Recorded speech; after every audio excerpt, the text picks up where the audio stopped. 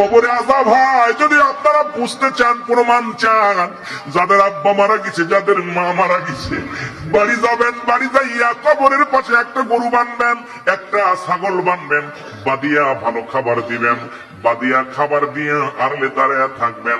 দেখবেন ওই পশুটা ছুটাছুটি করবে, ওই পশুটা চোখ দিয়ে পানি দর দর করে ছেড়ে দিবে, ওই পশুটা দড়ি ছিঁড়াছিঁড়ি করবে। আপনার বাবার কবরে আযাব হচ্ছে একমাত্র দানব এবং মানব আল্লাহ বুঝতে দেয় নাই। কবরের শিক্ষার যদি দুনিয়ার মানুষ জানতো, শুনতো, এই দুনিয়ার জিন্দেগির মানুষগুলো হাত ফেল করে মারা যেত। মুসলমান শুনে নাও, এই জন্য এই জিন্দেগি কার জন্য তুমি অন্যায় অপরাধ করো, কার জন্য তুমি অন্যায় জুলুম করো, কার জন্য কেউ তোমার নয়, কেউ তোমার নয়। আমার ভাইরা, আমার বন্ধুরা, আমি আপনাদের কাছে করজোড়ে একটা দাবি করে যাই, এই দুনিয়ার সম্পদ খাবে লোকে, তোমার বডি খাবে পোকে।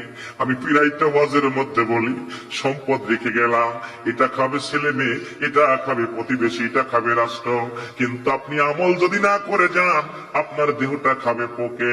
এই দুনিয়ার সম্পদ খাবে লোকে, তোমার দেহটা খাবে পোকে। এই দেহটা যেন পোকে না খাইতে পারে রে মুসলমান, এমন বডি করো যেন তোমার খবরে